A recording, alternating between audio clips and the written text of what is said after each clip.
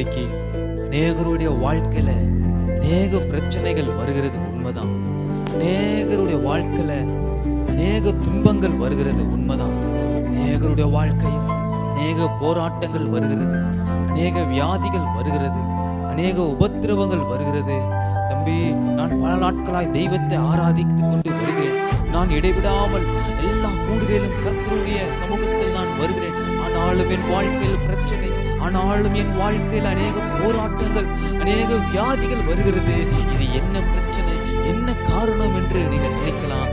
பிள்ளைகளே, நிச்சயமாய் ஒரு நாள் கர்த்தர் உன் வாழ்க்கையை மாற்றுவார். அநேக பிரச்சனைகளை கர்த்தர் அனுமதிக்க காரணம் என்னவென்றால் கர்த்தர் நம்மை சோதிக்கிறதற்காகவே. அல்லேலூயா.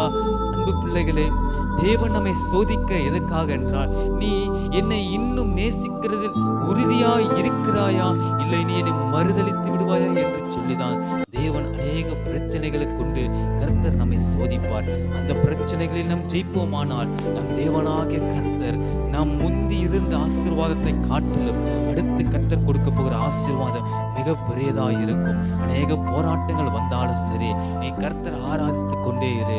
அநேக வியாதிகள் வந்தாலும் சரி, நீ கர்த்தரை துதித்து கொண்டே இரு. அநேக போராட்டங்கள் வந்தாலும் சரி, நீ தெய்வத்தை ஆராதித்து கொண்டே இரு. நீ கர்த்தரை நேசிக்கிறதிலும் நீ கர்த்தரை ஆராதிக்கிறதிலும் நீ உறுதியாய் நிலைத்திரு. தேவன் உன் வாழ்க்கை மாற்றுவார். உன் சிறையிருப்பு நிச்சயமாய் ஒரு நாள் மாறும். கர்த்தர் உன் வாழ்க்கை மாற்றி உன்னை கர்த்தர் நீ துன்பத்தை கண்ட நாட்களுக்கும் நீ கண்ணீரை வடித்த வருஷங்களுக்கும் தேவன் உன்னை சரியாய் ஆசீர்வதிப்பார். தேவ பிள்ளையே, நீ கர்த்தரை ஆராதித்துக் கொண்டே இரு. தேவன் உன்னை நிச்சயமாய் உயர்த்துவார். நீ சோர்ந்து போகாதே. ஆமென்.